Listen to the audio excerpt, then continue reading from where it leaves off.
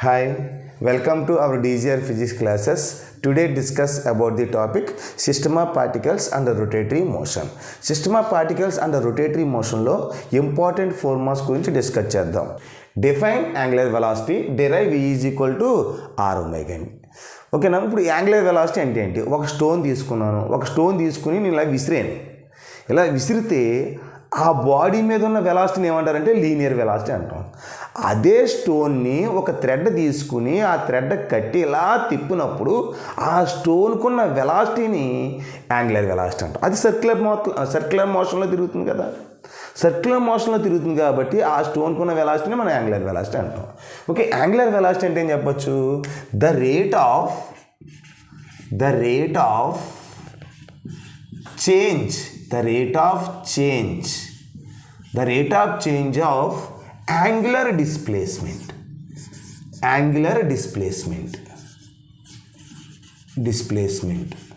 okay is called angular velocity. Just నేను ఏఎన్జి అంటే angular అని మీరు ఫుల్ ఫామ్ రాసుకోవాలి. ఇక్కడ యాంగులర్ వెలాసిటీ ఒమేగా అంటాం. అంటే angular velocity is equal to ఏం చెప్పచ్చు ఇక్కడ? D theta by dt. ఓకేనమ్మా, దీన్ని మనం ఏం చెప్పచ్చు? The rate of angular displacement is called angular velocity. Okay, units ఏం రాస్తాయి ఇక్కడ మనం? యాంగులర్ డిస్ప్లేస్మెంట్కి units radians RAD by second అని రాస్తే సరిపోతుంది. ఓకే, ఆర్ఏడి బై టిఎస్ అని రాస్తే సరిపోతుంది అనమాట. ఇప్పుడు మనకి ఏం కావాలంటే V is equal to r omega.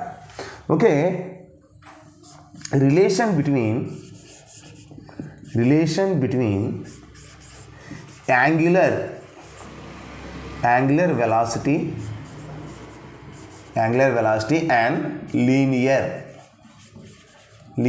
Velocity. Okay, angular velocity and linear velocity ఈ రెండింటికి రిలేషన్ రాయాలి. అంటే ఈ రిలేషన్నే మనం V is equal to r omega అంటాం. ఓకే, సో ఇక్కడ మనకి లీనియర్ వెలాసిటీ ఫార్ములా ఏంటి ఇక్కడ? ఇప్పుడు dθ అంటే యాంగులర్ డిస్ప్లేస్మెంట్, ds అంటే లీనియర్ డిస్ప్లేస్మెంట్. అంటే V ఈజ్ ఈక్వల్ టు ఎంత? ds by dt. This is the rate of linear displacement is called as linear velocity. The rate of angular displacement is called as angular velocity. So this is the equation 1. Next, angular velocity omega is equal to d theta by dt. This is the equation 2. Just నేను ఎలా రాస్తున్నానో ఎగ్జామ్లో కూడా అలా రాస్తే సరిపోతుంది. Okay, ఇప్పుడు మనం ఒక డయాగ్రామ్ డ్రా చేస్తాం. ఓకే, ఇప్పుడు మనకి ఏంటంటే ఒక సర్క్యులర్ మోషన్ ఇలా తిరుగుతుందని చెప్పాను కదా స్టోను. ఓకే, ఈ డయాగ్రామ్ కూడా మనం ఎగ్జామ్లో డ్రా చేయాలి. ఇది సెంటర్, ఇది థ్రెడ్, ఇది స్టోన్ అనమాట. ఈ స్టోన్ ఎక్కడ ఉందంటే ఏ దగ్గర ఉంది. ఇది సెంటర్ కాబట్టి ఓ అనుకుందాం. ఓకే, ఇనీషియల్గా ఇక్కడ ఉంది కాబట్టి ఇక్కడ నుంచి ఇక్కడ చేంజ్ అయ్యింది అనుకోండి. ఆ స్టోన్ అది బీకి రీచ్ అయ్యింది. అప్పుడు దిస్ ఈజ్ ద ఓ నుంచి ఏకున్న డిస్టెన్స్ ఏమంటారంటే ఆర్ అంటాం. రేడియస్లో డస్ నాట్ చేంజ్. రేడియస్ ఏం చేంజ్ అవ్వదు. అది ఎంత డిస్టెన్స్ చేంజ్ అయిందంటే ఎంత యాంగిల్ చేంజ్ అయింది? థీటా యాంగిల్ చేంజ్ అయింది.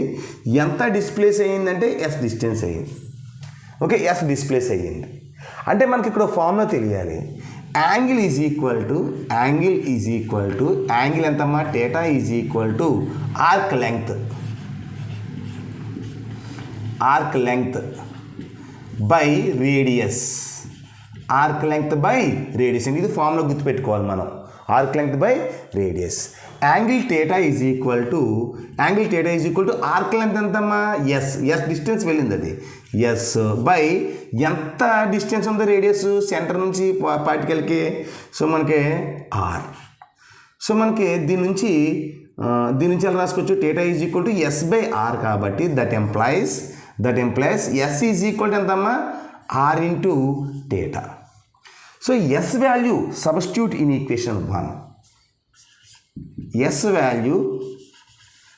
Value substitute in equation 1. Just ఎలా రాస్తే సరిపోతుంది, దీంట్లో వేరియేషన్ అవసరం లేదు. అప్పుడు V ఈజ్ ఈక్వల్ ఎంతమ్మా? V is equal to ds by dt. V is equal ds by dt. S ప్లేస్లో ఇది రాసింది. అప్పుడు ఎంత అవుతుంది? D by dt of S ప్లేస్లో ఆర్ ఇంటూ థీటా. ఇక్కడ రేడియస్ కాన్స్టెంట్ అండి. రేడియస్ అనేది కాన్స్టెంట్గా ఉంటుంది, ఆర్ అనేది చేంజ్ అవుతూ ఉంటుంది. టైంతో పాటు థీటా వాల్యూ కూడా చేంజ్ అవుతుంది కాబట్టి ఆర్ కాన్స్టెంట్గా తీసుకోవచ్చు.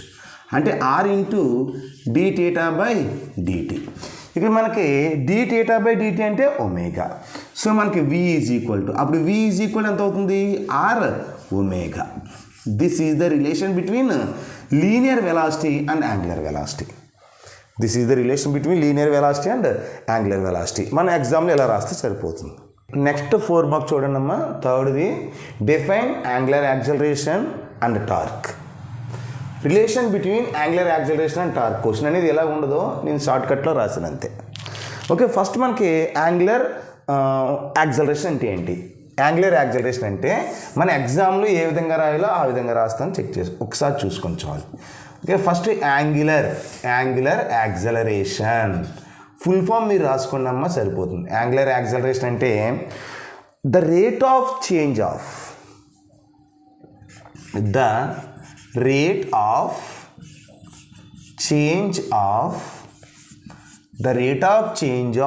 angular velocity is called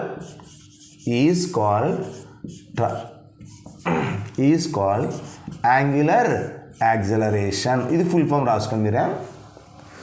the rate of change of, ఇప్పుడు మనకి యాంగులర్ యాక్సలరేషన్ అంటే మీకు చెప్పా ఇందాక ఏంటంటే ఒక స్టోన్ మనం విసిరినప్పుడు దాని మీద ఉన్న ఫోర్స్ని లీనియర్ ఫోర్స్ అంటాం. ఓకే, అదేవిధంగా డోర్ మీద అప్లై చేసే ఫోర్స్ని యాంగులర్ ఫోర్స్ అంటాం. అంటే యాంగులర్ ఫోర్స్ అంటే దాన్ని టార్క్ అంటాం అన్నమాట. ఓకే, అంటే లీనియర్గా విసిరినప్పుడు దాని మీద ఉన్న వెలాసిటీని లీనియర్ వెలాసిటీ అంటాం. అదే స్టోన్ని ఒక థ్రెడ్కి కట్టి అది సర్క్యులర్ మోషన్లో, రొటేటరీ మోషన్లో తిరుగుతున్నప్పుడు ఆ స్టోన్కి ఉన్న వెలాసిటీని యాంగులర్ వెలాసిటీ అంటాం. ఓకేనండి. అంటే ఇక్కడ అదే విధంగా ఇప్పుడు ఒక బాడీని ఇనీషియల్గా విసిరినప్పుడు వెలాసిటీలో వచ్చే చేంజెస్ని టైంతో పాటు దాన్ని లీనియర్ యాక్సలరేషన్ అంటాం. అదే స్టోన్ తీసుకొచ్చి థ్రెడ్ కట్టినప్పుడు అది సర్క్యులర్ మోషన్లో తిప్పుతూ ఉంటే వెలాసిటీలో చేంజెస్ వస్తాయి కదా యాంగులర్లో కూడా, దాన్ని ఏమంటే యాంగులర్ యాక్సలరేషన్ అంటాం అంతే. ఓకే, యాంగులర్ యాక్సలరేషన్ దీన్ని ఆల్ఫా అనే లెటర్తో ఇండికేట్ చేస్తాం. ఓకే, యాంగులర్ యాక్సలరేషన్ ఆల్ఫా అనే లెటర్తో ఇండికేట్ చేస్తాం. అంటే alpha is equal to d omega by dt. Okay, omega అంటే యాంగులర్ వెలాసిటీ అని అర్థం.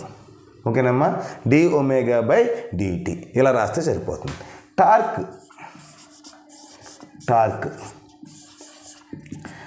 అంటే మనం ఫోర్స్ అంటే ఒకటి చెప్పుకున్నాం. ఫోర్స్ అని న్యూటన్ సెకండ్ లా ఆఫ్ మోషన్లో డిపి బై డిటి, ఇది న్యూటన్ సెకండ్ లా. అంటే పి అంటే లీనియర్ మూమెంటం అని అర్థం.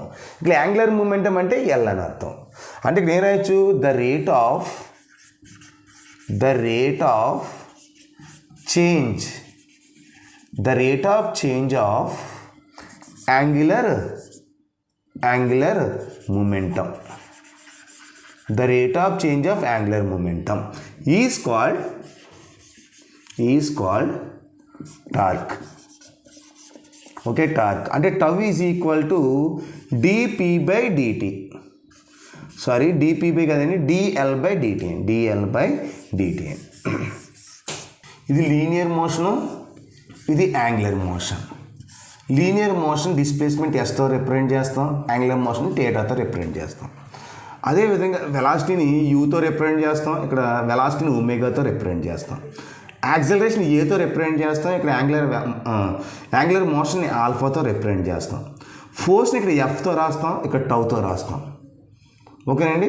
అదే మూమెంటంని ఇక్కడ పీతో రాస్తాం, ఇక్కడ ఎల్ అనే లెటర్తో రాస్తాం. గుర్తుపెట్టుకునేవి. నెక్స్ట్ ఇక్కడ F is equal to MA అయితే ఇక్కడ ఏం రాస్తాం, tau is equal to I alpha అని రాస్తాం. ఇక్కడ P is equal to MV అయితే ఇక్కడ L is equal to I into omega అనమాట. ఇది గుర్తుపెట్టుకోండి చాలు. ఇవన్నీ లీనియర్ పారామీటర్స్, ఇవన్నీ యాంగులర్ పారామీటర్స్.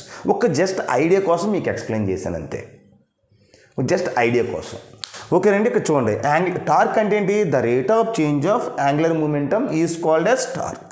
అంటే tau is equal to dL by dt, the rate of change of angular momentum. మనకు రిలేషన్ కావాలి. రిలేషన్ ఏంటి ఇక్కడ, రిలేషన్